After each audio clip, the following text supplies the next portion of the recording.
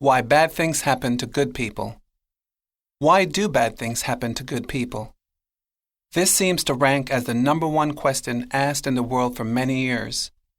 As people across the world experience, witness, or hear of events that have caused catastrophic events to others they consider good, they always seem to pose that very question.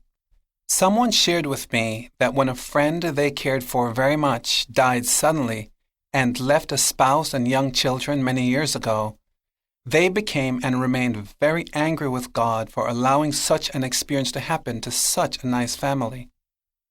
You may know of many instances when not just one person, but a whole city may have been destroyed by earthquakes, tsunamis, tornadoes, or other forces.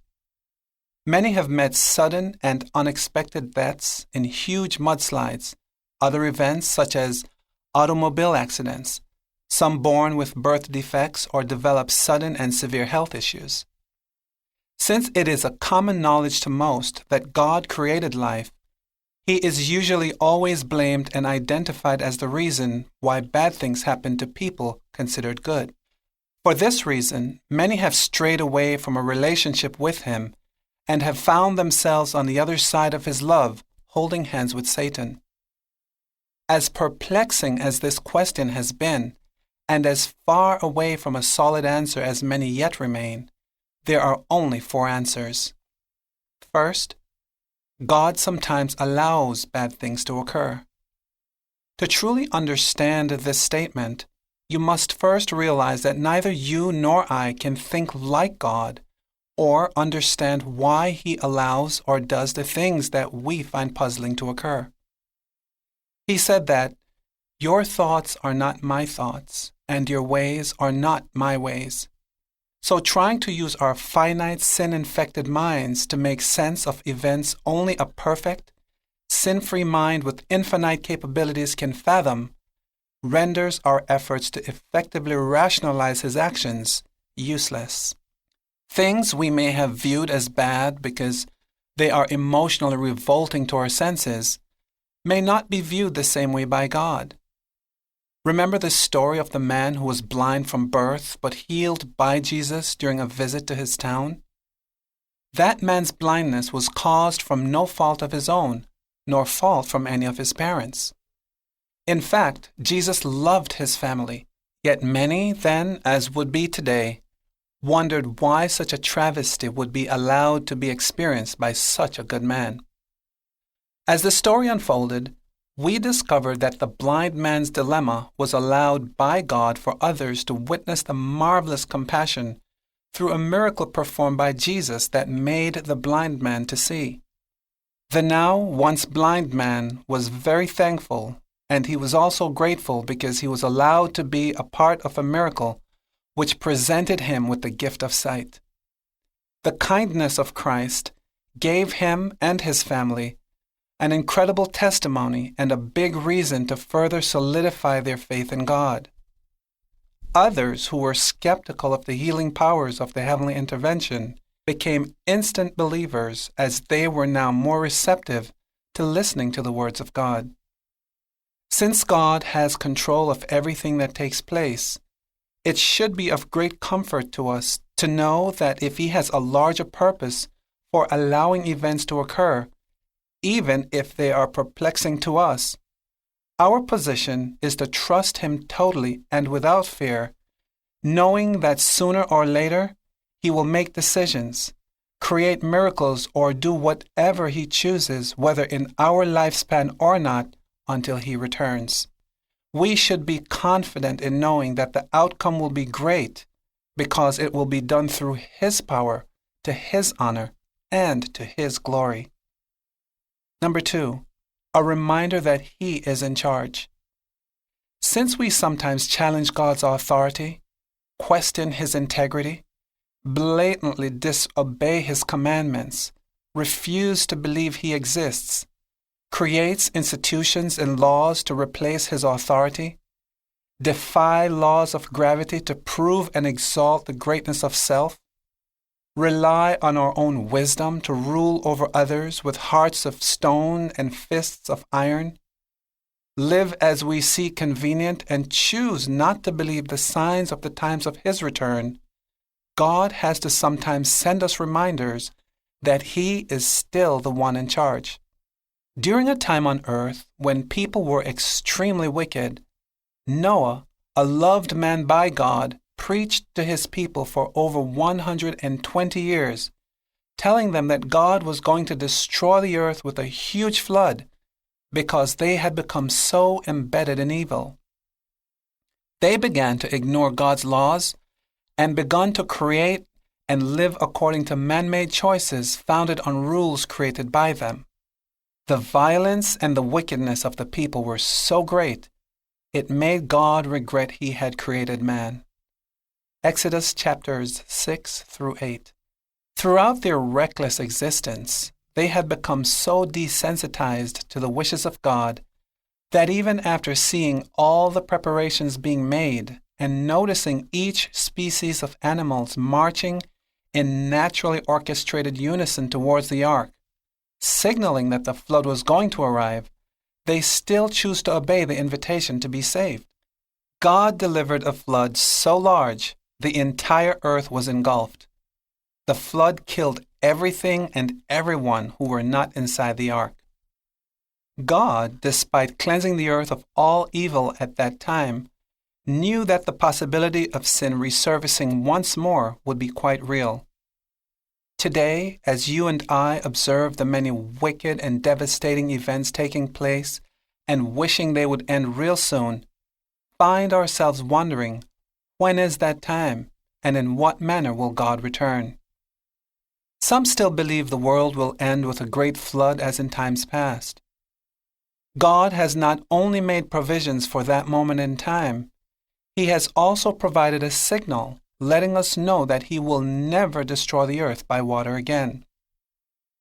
He has made solid plans with solid provisions for you and I. His promise to never destroy the earth by flood again is even more reassuring because that promise is one that has a visible reminder to mankind.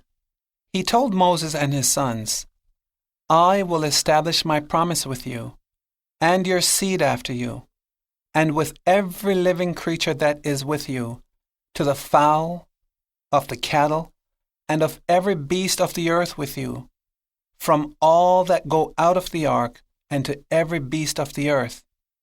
And I will establish my promise with you.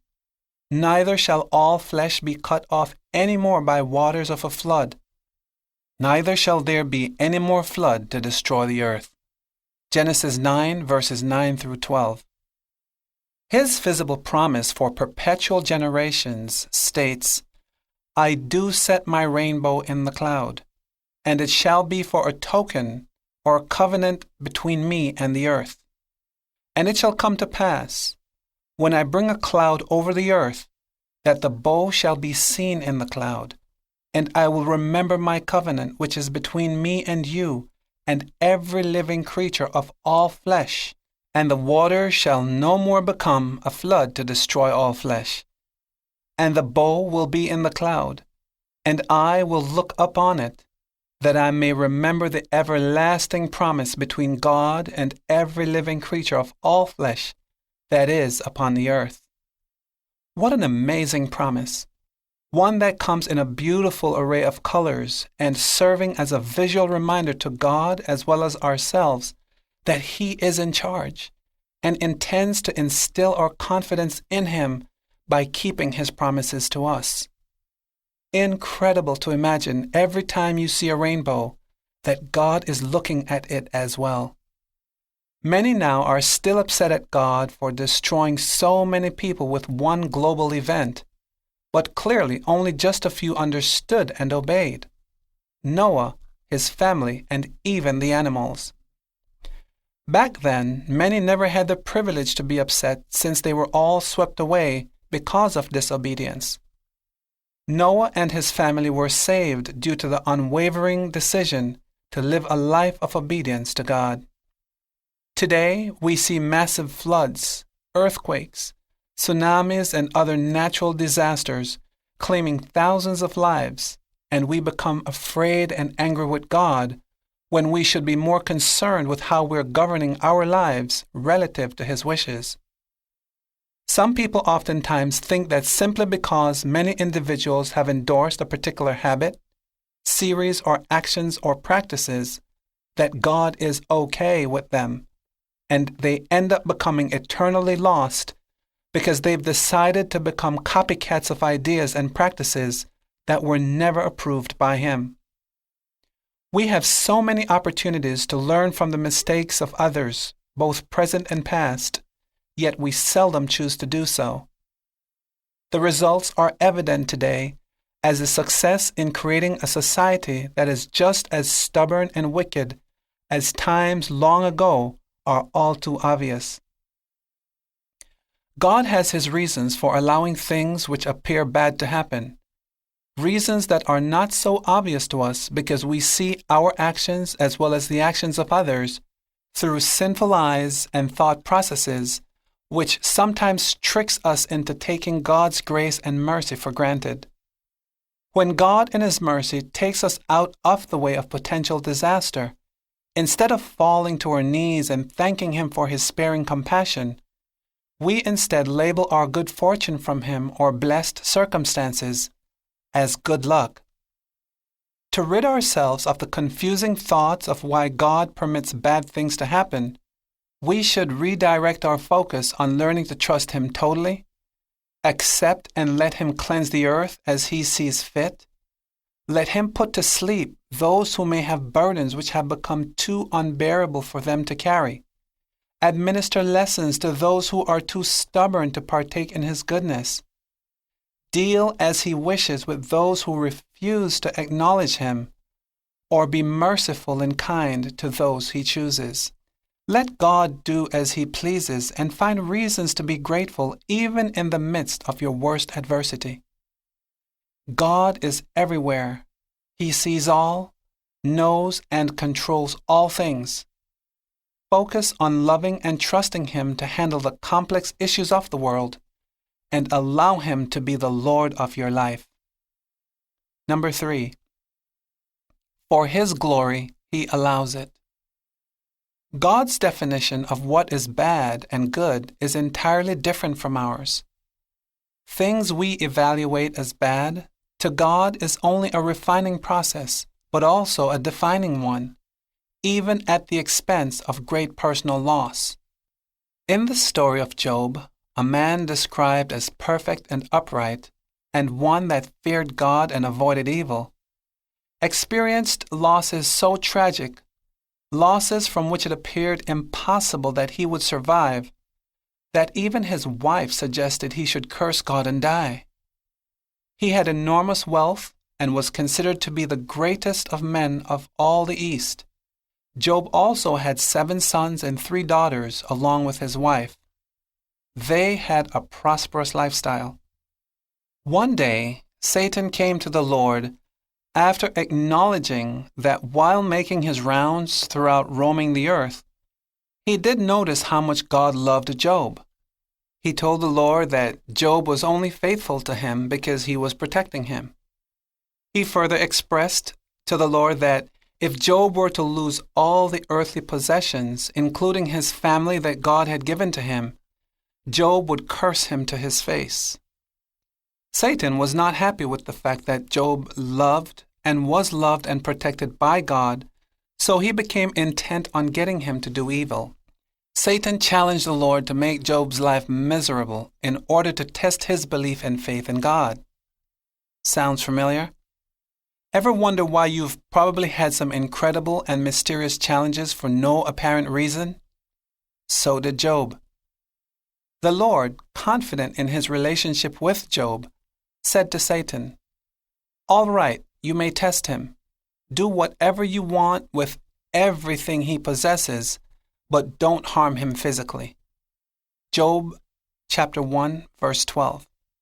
Satan, in his outrageous desire to prove the Lord wrong, immediately left his presence to take action with the permission he had been granted. He killed all of Job's children in a horrible windstorm, which caused their house to collapse and crushed them as they were having a good time together.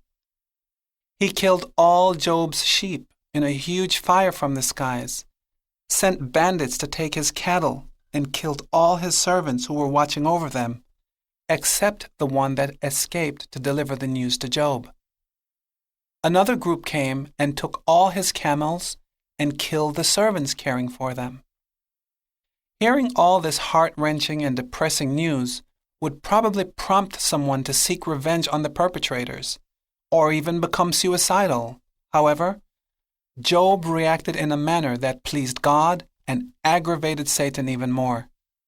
Then Job arose and tore his robe and shaved his head, and he fell down upon the ground and worshipped and said, "Naked I came out of my mother's womb, and naked shall I return there. The Lord gave, and the Lord had taken away. Blessed be the name of the Lord." In all this Job sinned not, nor accused the Lord foolishly. Job chapter 1, verses 20 to 22. It is unbelievable to think that even after all the destruction Satan was allowed to administer unto Job so far, he would not give up to continue his roaming of the earth. Satan, although limited in his power to cause unpleasant circumstances to take place in Job's life, your life and mine, does not accept defeat gracefully or even at all. Once again, Satan, in his stubborn will to have Job sin against God, requested permission to inflict more damage to him. This time, the Lord gave Satan approval to hurt Job personally, but without killing him. For the second time, Satan went from the presence of the Lord and struck Job with sore boils from the sole of his feet until the crown of his head. Job 2 verse 6. As the story revealed, Job was already encouraged by his wife to curse God and die in order to rest from his miserable dilemmas. His best friends who came to visit to cheer him up sat with him, and they cried with him for 7 days and 7 nights before eventually beginning to criticize him because of his grief that it was so intense. Throughout his ordeal, Job remained faithful to God. He never once spoke against his Creator. During it all, Job maintained his integrity. He was confident in his relationship with God and knew that he did no wrong.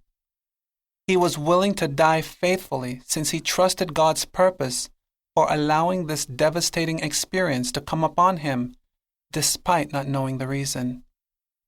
Due to Job's life of faithfulness, integrity, and obedience, Satan, in his powerful but limited capacity, failed miserably, and the Lord gave Job twice as much as he had before. Job 42 verse 10. God restored Job and gave him 7 sons and 3 daughters, the most beautiful in all the land, twice all the cattle than he had before, and Job lived a full life until he was very old, in total harmony with his relatives and friends. Right at this very moment, the devil may be challenging the Lord on your behalf. Will you be able to develop Job's mindset and remain faithful despite the challenges that surrounds you? With God's help, you can stop the devil in his tracks and remind him of the selfish, jealous, uncaring, and vicious loser he truly is, as you remain triumphant over his various forms of temptation. Number 4. We sometimes attract bad things. This is probably one of the hardest facts to accept. We sometimes attract bad experiences in our lives because of the decisions we have made. In retrospect, when we consider actions we have taken that have yielded end results which fell miles below our expectations, actions that created regrettable mental or physical damage to ourselves or others, we wish we could turn back the hands of time to change the outcome, especially as we now realize these negative decisions were generated from thoughts which bred doubts of a positive outcome from the very beginning. All actions not producing favorable results includes thoughts fueling those actions which were generated from disobedience. Remember Samson from an earlier story? He disobeyed God's plans for his life, which came through the instructions of his God-fearing parents. Samson lived a riotous life and died a horrible death because of choices from which he attracted some awful and destructive experiences. Obvious examples of the lives we are now living in the modern society reveals that we are no different from characters from various socioeconomic classes in the stories and days of the past. Unfortunately, those examples still have not been able to make the positive impact on our supposedly sophisticated high-tech existence now, because many still find the ways of the world more attractive. We still worship false gods. We steal. We covet property, other people's wealth, jealous of their social status, anything perceived valuable. We hate with a passion, and oh boy, do we kill each other, just to name a few. If we continue to take part in activities which consistently sits upon the opposite side of God's expectations for us, then we will always attract bad things. God's spiritual laws stand high above all others, and when they are observed as He directs, you will receive only challenges directed by Him and for His glory, just as Job did. Despite God's choice for challenges for your life, although sometimes severe, even not knowing their purpose, by trusting and obeying God totally, you will always be victorious in the end, since His plans for your life are always perfect. If you find that it is easier to blame God for the unpleasant outcomes, great or small, then it is time for an appointment with Him. As you draw closer to Him, you will begin to understand His love for you and His attitude towards His creation. Then and only then will you be able to worship and believe that because you are in God's favor, the challenges He allows provides not only more refinement for a perfect character of His chosen, but also a clear definition to Satan that he is limited in power and will always need permission to test you, God's beloved. When you stop and think of many things you have considered as bad that has happened to you, it probably now seems to merely dwarf the experience of someone else. Since we were born in a world studded with sin and all sorts of evil, how can we expect to go unscathed by the global impact it cultivates and spreads? If we allow ourselves to become and remain influenced by our environment, then bad things from an evil source will occur when one chooses to follow the instructions of Satan, who roams the earth to enroll us in his daily and destructive plans. His objective is to keep you distracted from the goodness of God. So he makes every attempt to engage your mind in activities to accomplish just that. We have discovered that Satan has great powers, though limited by God, which he uses to our disadvantage. And whether permission was given to Satan or adverse circumstances were created by God to test you and I, should be of no matter to us. What is of great importance, however, is that we remain faithful to God even if He decides to graft you into His plan to demonstrate to Satan how powerless he is against someone who is truly obedient to Him. Many individuals admit to knowing how great God is, yet they still remain hesitant in trying to develop a relationship with Him because they think God will reject them due to the intense and unforgivable nature of their sins. My friend, God in His mercy and love for you is the one who stirred up the awareness you've perhaps experienced to let you know to seek Him. And He has made provisions for you to come just as you are, without fear or concern, because you are not able to become righteous by yourself. Remember David, the murderer, the adulterer, the covetous king who killed Uriah's wife, Bathsheba, after desiring her and making her pregnant, then marrying her shortly after her husband's death? Although his situation seemed hopeless and unforgivable, he was still loved and forgiven by God. After God made him aware of his actions, David went to him in humility, repented of his wrongdoing, and found favor once more. What an awesome demonstration of God's love. Even after the sins David had committed, God decided to send him a messenger to show him the error of his behavior and gave him the opportunity to be forgiven.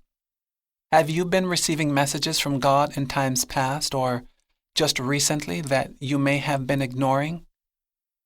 Are bad things occurring in your life because of sinful acts you have committed, even discreetly when you thought no one noticed? Have you fallen victim to not so good circumstances because you are drawn to individuals you find attractive, but who indulge in evil activities? Wise King Solomon declared that we should let not your heart envy sinners, but be thou in the fear of the Lord all day long. Proverbs 23, verse 17. Are you feeling the gentle tug of the strings of your heart by the Lord as He beckons for you to enter into a meaningful and prosperous relationship with Him, and you have not yet accepted His sincere invitation because you feel there is a better way? Or because you're just not ready? Remember, God controls the hands of time. Some of us have been allowed to make a noise for many years. Others, mere seconds. How much longer do you plan to wait? How much more time do you think you have left? If not now, then when? God sees all that you do and knows everything about you. He understands the environment He has placed you in and knew you would sin even before you committed them. That is why He has made provisions for you to come to Him now, to repent and be forgiven, because He is the only one capable of providing forgiveness. Sometimes when our sin is of such magnitude and we have to approach God in our weak, broken, and pitiful state to talk to Him about them and to ask for them to be forgotten, against His righteousness, we sometimes find that choosing the words to begin that conversation quite awkward. We should be so desperate for His forgiveness that rushing to kneel at His feet in humility until the words come to mind should be automatic, even if you feel as if He won't listen because you have committed the same sin a few times before. When David repented of his sins, he immediately said, "Have mercy upon me, O God, according to your loving kindness. According to the multitude of your tender mercies, blot out my transgressions. Wash me thoroughly from my iniquities, and cleanse me from my sins. For I acknowledge my transgressions, and my sin is ever before me. Against you only have I sinned, and done evil in your sight, that you might be justified when you speak, and be clear when you judge." Psalm 51, verses 1 through 5. His prayer to God is one that we should all pattern, because it was earnest and reached the ears of God. He said that, "In my distress I called upon the Lord, and cried unto my God. He heard my voice out of His temple, and my cry came before Him, even unto His ears." Psalms 18, verse 6. You have the same access as sinful David did, so accept God's invitation and come as you are. So no matter how mountainous the size of your sins may appear, whether they evolve from the treachery of friends, individuals who torment you, whether you need deliverance from wicked people controlled by demons of this world, you have fallen from favor with God because of your own doing, feeling insecure in your environment or about God's love and His protection for you, your lack of understanding of His glory, difficult times, your adversaries, times of severe doubt and confusion in your life, or whether you have been unjustly accused, God has promised that He will never leave you nor forsake you. Psalm 51, verse 82. In His words, there are provisions for comfort and blessed assurance that He will deliver relief for your most gruesome sin and in your darkest hour. With confidence, give your burdens to the Lord, and He will take care of you. He will not permit the godly to slip and fall. Psalm 55, verse 22. Now, with a better understanding of why bad things sometimes happen to good people who are striving to be good, faithful, and obedient to God, find comfort in knowing that He has a solution for all issues in all nations, but delivery will only be in His time. I encourage you, my friend, my family, to embrace these words and find wisdom in them. Hold them close to you, and as you wait on the Lord, be of good courage, and He will strengthen your heart. Wait, I say, on the Lord. Wait.